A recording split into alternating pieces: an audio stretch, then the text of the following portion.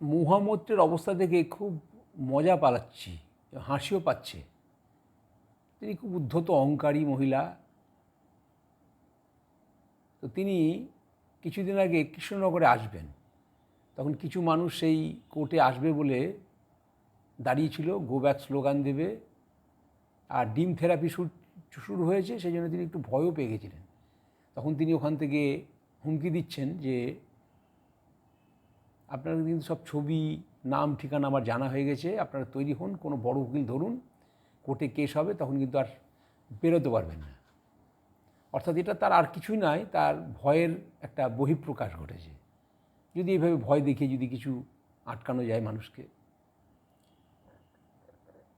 তো কিছুদিন আগে উনি কালীগঞ্জে এসেছিলেন তার পার্টির কার্যক্রমের জন্য।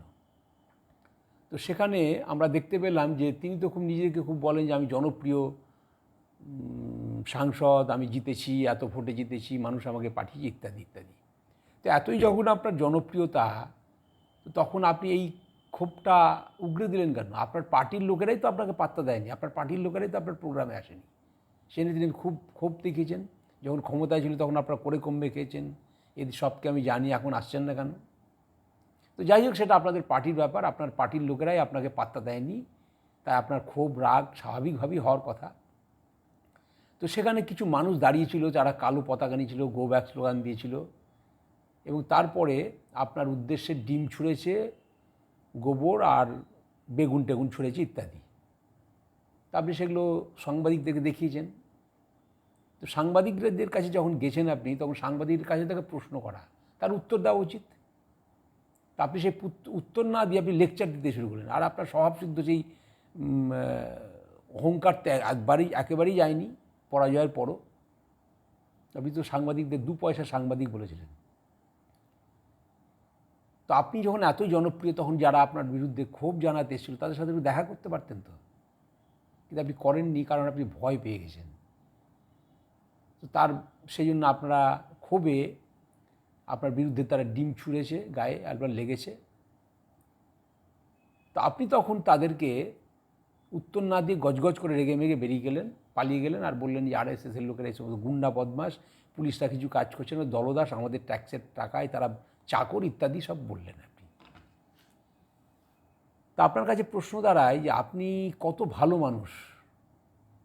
তা আপনি তো সংসদ থেকে বিতাড়িত হয়েছেন, প্রায় ঘাড় ধাক্কা দিয়ে তাড়িয়ে দেওয়া হয়েছিল। কেন?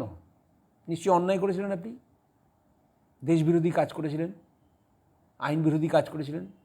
যে আপনি ল মেকার আর ল ব্রেকার আপনি নিজেই, তারপর লজ্জা থাকা উচিত তো। আর আপনি যে বিলাসী জীবনযাপন করেন, ব্যক্তিগত জীবনগুলো আমি টানছি না, সেগুলো সাধারণ মানুষ সব দেখেছে ছবি টবিতে। আপনার সেই ছোটো ছোটো ড্রেস পরা, পোশাক পরিচ্ছদ, মদ খাওয়া, তার বিলাসী জীবনযাপন, এগুলো সাধারণ মানুষ কেউ ভালো লাগে, চোখে দেখে না। তো যাই হোক, সেটা আপনার ব্যক্তিগত ব্যাপার। কিন্তু আপনি যখন এই প্রশ্নগুলো তুললেন যে বিজেপির গুন্ডারা আমাকে মারছে, পুলিশ কেমন দলদাস হয়েছে, আমাদের টাকায়, ট্যাক্সের টাকায় তারা চামচাগিরি করছে, চাকর টাকর ইত্যাদি যা পারলেন বলে দিলেন। তা আচ্ছা, আপনার কি মনে পড়ে না, আপনারই তো কলিগ খগেন মুর্মু, উত্তর মালদার সাংসদ, তিনি জলপাইগুড়ি দেখলেন মানুষের সাহায্যের জন্য, খোঁজ খবর নিতে গেছিলেন। তখন আপনার পার্টির গুন্ডারা, তৃণমূলের গুন্ডারা মেরে তার মুখ ফাটিয়ে দিয়েছিলাম, গল গল করে রক্ত পড়েছে, আমরা সবাই সমাজ মাধ্যমে দেখেছি। তা আপনার তো কলিগ, কোনো প্রতিবাদ করেছিলেন আপনি? তখন আপনার সরকার তো ছিল, এখানে তৃণমূলের সরকার ছিল। সেই পুলিশ কী করছিল? সেই পুলিশ কি ঠিক আইনমাফিক কাজ করেছে? তাকে সুরক্ষা দিতে পেরেছে? আপনার লজ্জা করে না বলতে? তারপরে বিজেপির সর্বভারতীয় সভাপতি এবং তিনি কেন্দ্রীয় মন্ত্রীও ছিলেন, জেপি নাড্ডা, যখন আপনার পিসির প্রিয় ভাইপোর এরিয়াতে গেছিল, তখন সেখানে বড় ফার্মা ইট ছুঁড়েছিল। তখন ভাইপো কী বলেছিল? যে জনগণের ক্ষোভ আমি কী করতে পারি? তখন আপনার পুলিশ কোথায় ছিল? প্রশাসন কোথায় ছিল? আপনার লজ্জা লাগে না এগুলো কথা বলতে? কোটি কোটি মানুষ, হিন্দুরা কালীকে পুজো করে, আর সেই কালীকে নিয়ে আপনি কি নোংরা মন্তব্য করেছেন? এগুলো মনে পড়ে না? তখন আপনার ভদ্রতা, সৌজন্যবোধ, আইন, এগুলো কোথায় ছিল? তাই আপনার এই অবস্থা দেখে না খুব মজা পাচ্ছি। ওই একটা কথা আছে না, শটে শট টাং সমাচরে, টিট ফর ট্যাট, ইট মারলে পাটকেল খেতে হয়। তাহলে এবার বুঝুন যে ক্ষমতাচ্যুত হয়ে মানুষ কিভাবে আপনাদের ক্ষমতাচ্যুত করার পরও এত রাগ তাদের ক্ষোভ আছে যে আপনাদের যেখানে দেখছে সেখানে চোর চোর বলছে, আর গোবর ছুটছে, ডিম ছুটছে। আপনি তো ফ্লাইটে ছিলেন, ফ্লাইটে দেখে তো আপনাকে চোর চোর বলেছে। তো এগুলো ওই রাগটা ঠান্ডা করে, মাথা ঠান্ডা করে একটু আত্মসমীক্ষায় বসুন যে আপনারা 15 বছর কী কাজ করেছেন, কেন মানুষ এত ক্ষুব্ধ হয়ে আছে, এটা একটু ভাবার চেষ্টা করুন। নমস্কার।